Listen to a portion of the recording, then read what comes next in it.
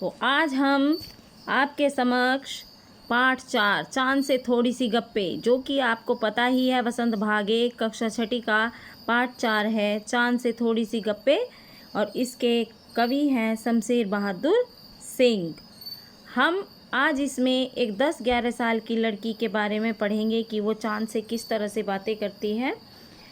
Video शुरू करने से पहले आपको हम बता देना चाहते हैं कि वीडियो को अंत तक ज़रूर देखें और इसका जो अभ्यास कार्य है उसको ध्यानपूर्वक आपने देखना है, क्योंकि अभ्यास कार्य में आपका व्याकरण पोर्शन होता है और उसे जानना आपके लिए बहुत ही आवश्यक है। तो चलिए अब हम कविता की ओर बढ़ते हैं।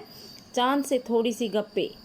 देखिए इसमें ऊपर की साइड में लिखा हुआ है ये एक 10-11 साल की लड़की, अर्थात एक 10-11 साल की लड़की जो है वो बैठी हुई अपनी कल्पना के आधार पर चांद से बातें कर रही है। वो क्या कहती है चांद से बातें करते हुए? गोल है खूब मगर आप तिरछे नज़र आते हैं ज़रा, आप पहने हुए हैं कुल आकाश तारों जड़ा, सिर्फ मुंह खोले हुए हैं अपना गोरा चिट्टा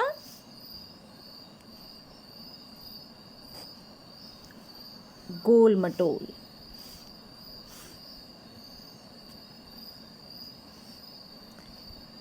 तो गोल हैं खूब मगर आप तिरछे नज़र आते हैं ज़रा।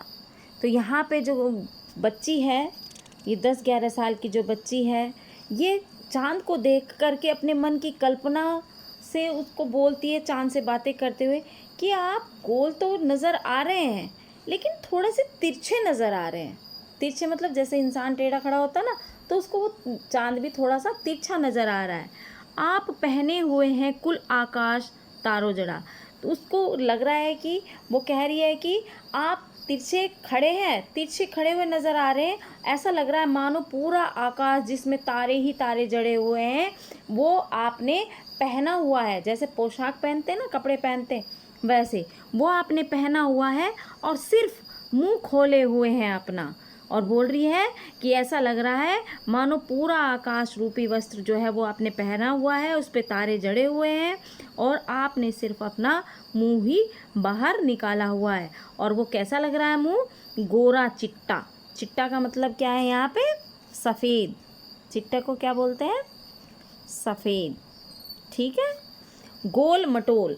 तो गोल मटोल मतलब बिल्कुल गोल, और मटोल मटोल कोई शब्द नहीं होता है, इसका शब्द का कोई अर्थ नहीं होता। ये मोटा का मटोल शब्द दिया गया है, इसका कोई ऐसा अर्थ नहीं है। ठीक है। तो चलिए अब आगे चलते हैं।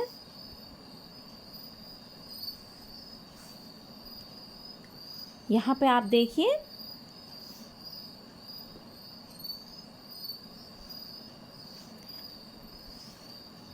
अपनी पोशाक को फैले हुए चारों सिमत। सिमत का मतलब क्या होता है? यहाँ पे चारों का मतलब होता है दिशा। ठीक है, दिशा। आप कुछ तिरछे नज़र आते हैं जाने कैसे, खूब है गोकी वाह जीवा।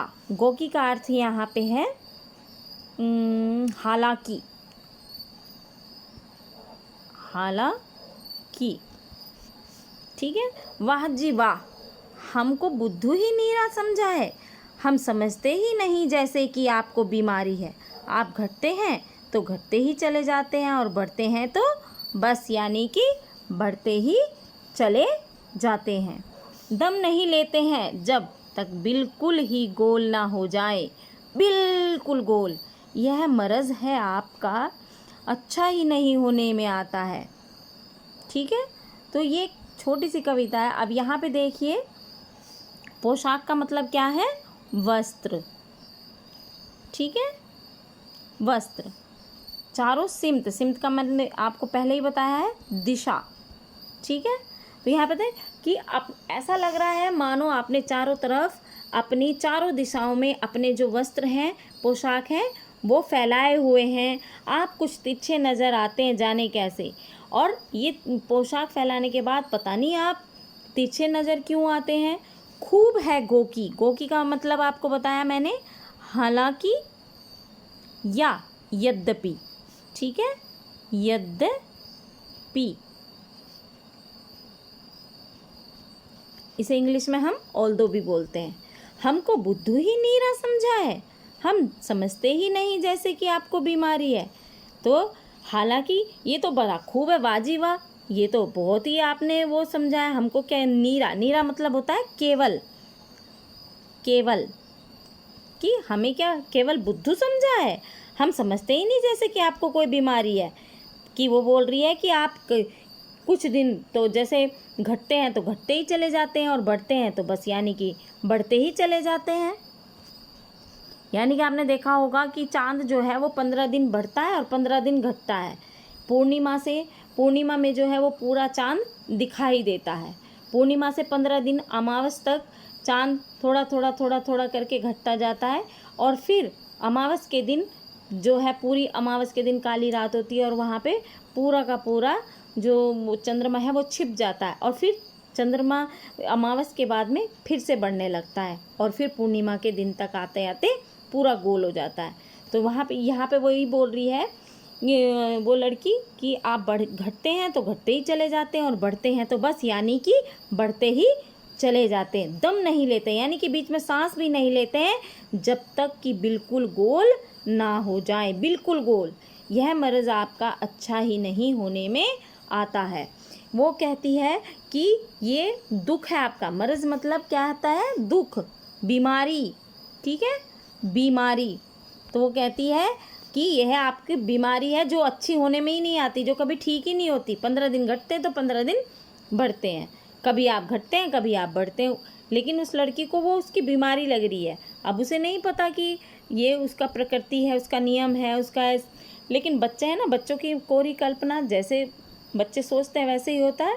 तो इसमें आपके स्कूल के अनुसार, आपके विद्यालय के अनुसार, कक्षा के अनुसार इसमें आप पद्यांश भी कर सकते हैं और इसके जो आगे आपको प्रश्न उत्तर दिए गए हैं आप वो भी कर सकते हैं। देखिए यहाँ पे प्रश्न दिया गया है, ये भी आप कर सकते हैं। तो अब अगर आपको ऐसा लगता है कि आपको प्रश्न करने हैं तो आप कमेंट बॉक्स में लिख कर भेजिए, तो हम इसके पद्यांश और इसके प्रश्न उत्तर भी आपके समक्ष प्रस्तुत कर देंगे, ठीक है। अब इसका आप जो है ये व्याकरण पाठ हम करेंगे। यहाँ पे देखिए आपका ये भी प्रश्न है नंबर 2। नंबर 3 है आशय बताओ। आशय बताओ का मतलब होता है अर्थ बताना, कि जब आपको एक कोई पंक्ति दे दी जाती है तो उसका आपको अर्थ बताना होता है, ठीक है। अब इसमें 4th नंबर पे कवि ने चांद से गप्पे किस दिन लगाई होंगी, इस कविता में आई बातों की मदद से अनुमान लगाओ और इसके कारण भी बताओ। जब हमने आपको कविता पढ़ाई थी तो उसमें आपको बताया था कि गोल कब होता है, पूर्णिमा के दिन होता है। तो कारण क्या है, क्योंकि 15 दिन वो घटता है और 15 दिन बढ़ता है। तो आपको यहाँ पे पूर्णिमा में बताना है कि पूर्णिमा के दिन वो गोल होता है और कारण क्या होता है, वो कारण यही होता है कि उसका ये चक्र है, ठीक है। इसके बारे में आप लिख सकते हैं। अब यहाँ पे है देखिए 5वां नंबर जो है नई कविता, ये आधुनिक युग की कविता है। जो पहले युग की कविताएं थी जैसे छायावाद युग की, और जो दूसरे कोई युग है प्रगतिवाद युग है, ये सब सारे जो युग हैं इनमें तुकबंदी और रस छंद अलंकार के साथ में कविताएं होती। पर ये जो है आधुनिक युग की है, नए युग की कविता है। तो इसमें तुक या छंद की बजाय बिंब का अधिक प्रयोग हुआ है। बिंब मतलब क्या होता है, जो छाया होती है, जो छवि होती है, जो किसी व्यक्ति का प्रतिबिंब होता है। तो बिंब वह तस्वीर होती है जो शब्दों को पढ़ते समय हमारे मन में उभरती है। कई बार कुछ कवि शब्दों की ध्वनि की मदद से ऐसी तस्वीर बनाते, तो वैसी ही कल्पना क्या है उस बच्ची के मन में उठ रही थी।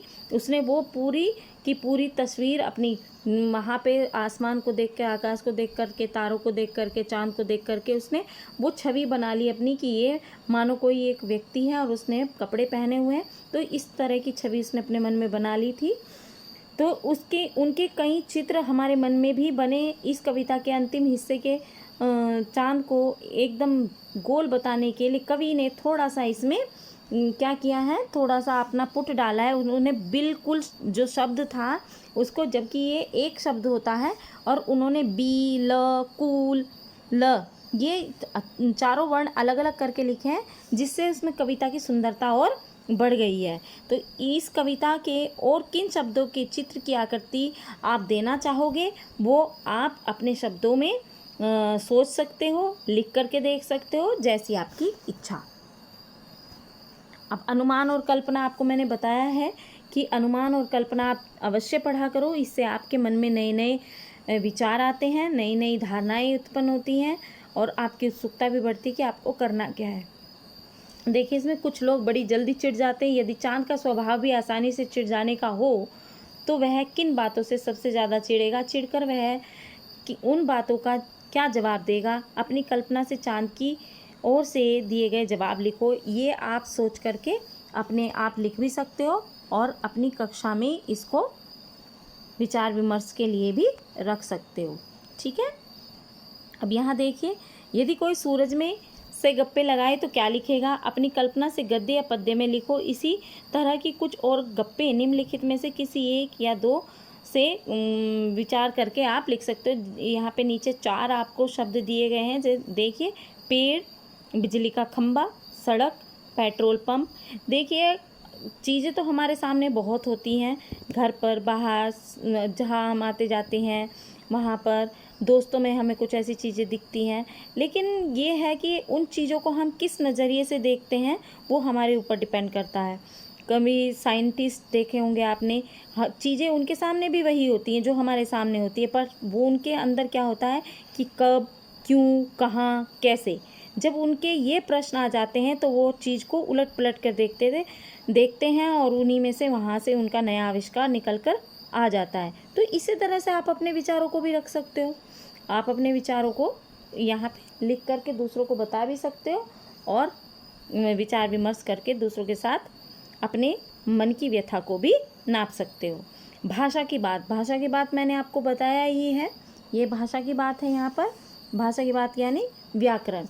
चांद संज्ञा है, चांदनी रात में चांदनी विशेषण है। ठीक है।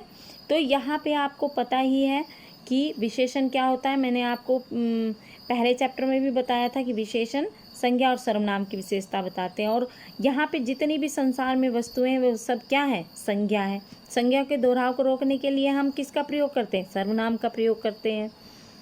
ठीक है। तो यहाँ पे देखो, नीचे दिए गए विशेषणों को ध्यान से देखो और बताओ कि कौन सा प्रत्यय जुड़ने पर विशेषण बन रहे हैं।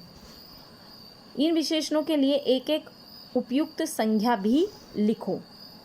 अब यहाँ पे आपको देखिए, गुलाबी पगड़ी, मखमली घास, कीमती गहने, ठंडी रात, जंगली फूल, कश्मीरी भाषा। तो यहाँ पे आपको इन विशेषणों के लिए एक एक उपयुक्त संज्ञा भी लिखनी है। ठीक है। कौन सा प्रत्यय जुड़ रहा है यहाँ पे? अब देखो, कौन सा प्रत्यय जुड़ने पर विशेषण बन रहे हैं? क्या प्रत्यय जुड़ रहा है यहाँ पे? आप देखिए, गुलाबी, गुलाब का क्या है? गुलाब में कौन सी वो लगे, कौन सा प्रत्यय लगा? देखिए, गुलाब, गुलाब का गुलाबी, तो कौन सा प्रत्यय लगा? ई। ठीक है। मखमली, कीमती, मखमल, मखमली। ठीक है। इन सब में ई प्रत्यय लग रहा है। ठंड, ठंडी, जंगल, जंगली, कश्मीर, कश्मीरी। तो इन सब में कौन सा प्रत्यय लग रहा है? ई प्रत्यय लग रहा है। ठीक है। चलिए अब आगे चलते हैं। अब है गोल मटोल, गोरा चिट्टा। कविता में आए शब्दों के इन जोड़ों में अंतर यह है कि चिट्टा का अर्थ सफ़ेद है, गोरा से मिलता जुलता है, जबकि मटोल अपने आप में कोई शब्द नहीं है, यह शब्द मोटा से बना है। ऐसे चार शब्द युग्म सोच कर लिखो और उन पे वाक्य। ये आपकी इच्छा है कि आप उसमें सोच करके लिख सकते हो, विचार बने। जब भी आप इसके अभ्यास कार्य पढ़ते हो तो उसमें देख करके करने की कोशिश किया करो। ठीक है। अब यहाँ पे है, इसके 2 अर्थ हैं। जैसे ये है बिल्कुल गोल, कविता में इसके 2 अर्थ हैं, गोल आकार का और बिल्कुल गोल मतलब गायब होना। तो अब यहाँ पे आपको ऐसे 3 शब्द सोचकर उनसे वाक्य बनाओ। ये आपके लिए इतना आवश्यक नहीं है। आप हाँ, इतना ज़रूर है कि इसमें आपका जो लेखन स्किल है लेखन कौशल है वो डेवलप होगा अगर आप इस तरह के ये कार्य करोगे, और करना चाहिए। आपका लेखन स्किल जो है वो डेवलप होना चाहिए। अब यहाँ पे ये मेन है, नंबर 4 जो है ये आपका मेन है। यहाँ पे देखिए, जो कि, चूँकि, हालांकि, यहाँ पे 3 शब्द ये दिए गए हैं, जो कि, चूँकि, हालांकि। कविता की जिन पंक्तियों में ये शब्द आए हैं उन्हें ध्यान से पढ़ें, और ये शब्द 2 वाक्यों को जोड़ने का कार्य करते हैं। इन शब्दों का प्रयोग करते हुए 2-2 वाक्य बनाइए। ये आपके कंजक्शन का भी काम करते हैं, कंजक्शन यानी समुच्चय बोधक, ठीक है। तो इसका भी कार्य करते हैं, और ये हमेशा 2 जहाँ उपवाक्य होते हैं ये वहाँ उन्हें जोड़ने का काम करते हैं। तो इनसे आपको अवश्य ही जो वाक्य हैं वो बनाने हैं, प्रयोग करना है इनका आपको वाक्य में, ठीक है।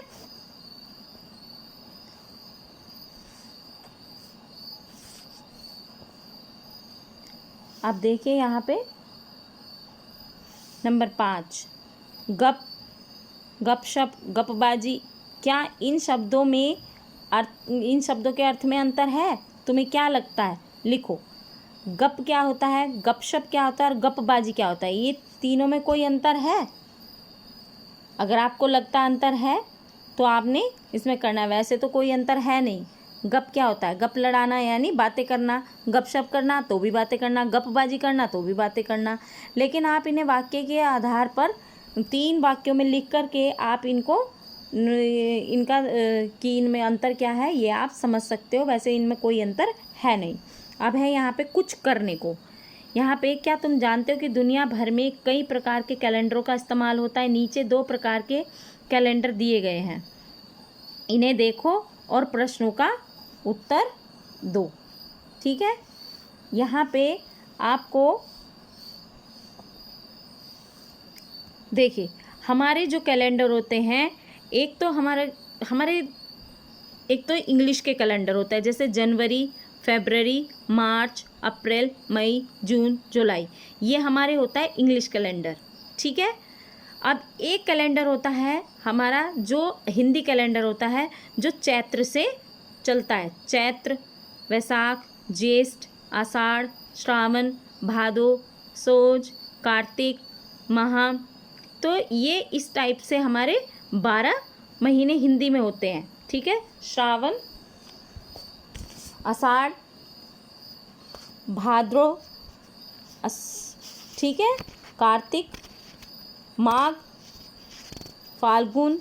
तो ये इस टाइप से हमारे जो है 12 महीने हिंदी में होते हैं। और हिंदी का जो वो चलता है, ये हमारे जो ईयर चलते हैं इंग्लिश के चलते हैं सन में। देखिए यहाँ पे जैसे आपको बताया गया है, ये है 2006 और ये है संवत। जो हमारा हिंदी का होता है वो संवत होता है, और जो इंग्लिश का होता है ये 2000, 1900 इस तरह से चलते हैं। संवत हमारा थोड़ा आगे चलता है, और जो इंग्लिश है ये थोड़ा बड़े होते हैं, तो ये थोड़ा पीछे रहता है, ठीक है। इन कैलेंडर में से कौन सा कैलेंडर चंद्रमा के अनुसार है?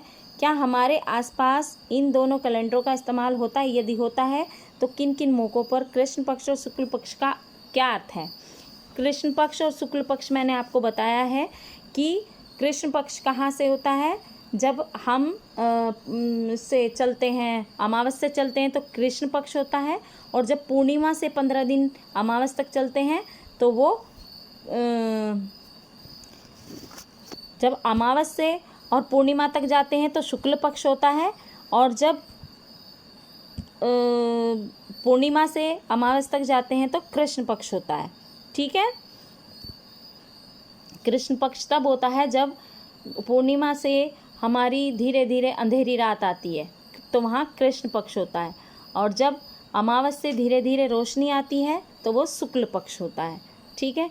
और हम हमेशा दोनों कैलेंडर से कार्य करते हैं। स्कूल हुआ, ऑफिस हुए, या कोई और अन्य कार्य हुआ तो वो हम इंग्लिश के महीने से चलते हैं, जनवरी, फरवरी, मार्च।